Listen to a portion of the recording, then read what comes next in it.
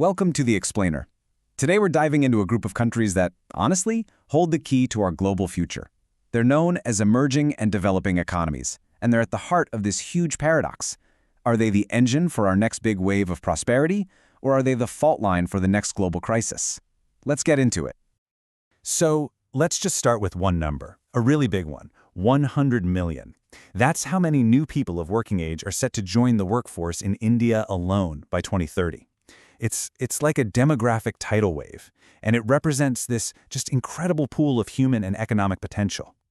But that explosive growth, that's where you find the central paradox. Is all that energy going to fuel a new era of global prosperity, or does it actually create a whole new set of vulnerabilities that could shake the entire system? That is the question we're tackling today. All right, to really get a handle on this paradox, let's start with the upside, the massive, undeniable opportunity. For decades now, these emerging and developing economies, or EMDEs for short, have been totally rewriting the rules of global economics. I mean, check this out. Oxford Economics says we are literally watching one of the largest economic expansions in history. Hundreds of millions of households are getting new purchasing power, creating these enormous new consumer markets for, everything from smartphones to healthcare. And here's the thing, this growth wasn't just happening on its own. For years, these economies were basically the engine for the entire global economy, pulling everyone else forward, especially in that decade right after the 2009 recession. And this isn't just about numbers on a chart, right? This growth has had a real, profound impact on people's lives. It has lifted hundreds of millions of people out of extreme poverty, completely reshaping entire societies and creating opportunity on a scale we have just never seen before. But that was then. The story has really changed, and the resilience that used to define these economies, well, now it's a big question mark. And to understand the risk side of the equation, we've got to compare today's world to the last time we had a major global crisis. So what exactly is a global recession? Well, the World Bank's definition is pretty clear. It's one of those rare moments where the entire global economic machine just grinds to a halt, or even starts going in reverse. It's incredibly costly. And think about this. We've only had 4 of these true global recessions in the last 70-plus years. The one most of us remember, the most severe one, was back in 2009. It started in advanced economies, but the shockwaves hit absolutely everywhere. But here's what's so interesting.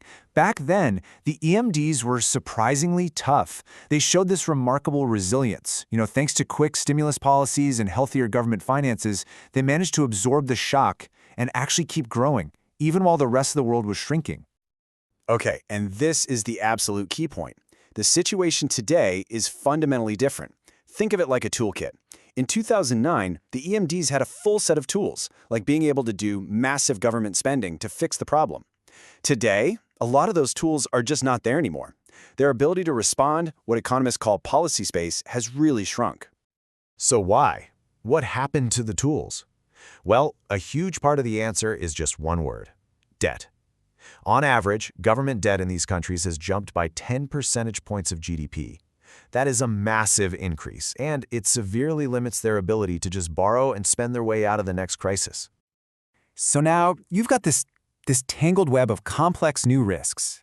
Their own long-term growth is slowing down, while threats from the outside like trade tensions and political instability create a much more fragile, much more unpredictable environment. So you're looking at this new world, right? High opportunity, but also super high risk.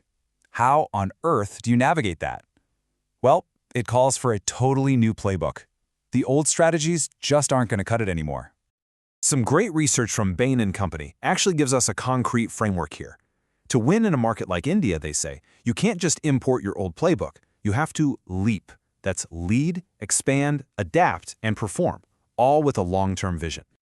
And that A for adapt, it is everything. It means deeply understanding local conditions and innovating for them. Coca-Cola creating solar-powered coolers for rural shops that don't have reliable electricity. Mondelez literally engineering chocolate that won't melt in the heat. These aren't just small tweaks, they're fundamental innovations. But hold on, it's not just a one-way street. It's not just about the big multinational companies adapting. Something else is happening. Something really fascinating. A new kind of competitor is actually emerging from these markets, and their secret weapon is what strategists call dynamic capabilities. In other words, Companies that grow up in chaos learn to be incredibly agile. These emerging market multinationals, or EMNCs, don't just survive volatility, they learn how to use it as a competitive weapon, and they can outmaneuver their bigger, more established rivals. So let's bring this all home.